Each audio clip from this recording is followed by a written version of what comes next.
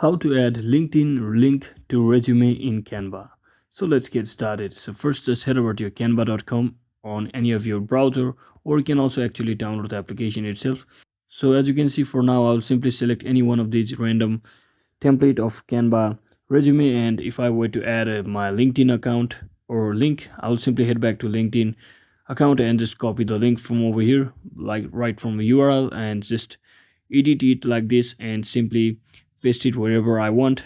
By, let's say I want to add over here, so let's say I want to add my LinkedIn link by simply typing like this, and I can also actually highlight the link so that it will be visible as a link, and whenever viewer or any manager view my resume, they can actually know that this is a link. So I can also actually put on color by simply tapping on this color button over here.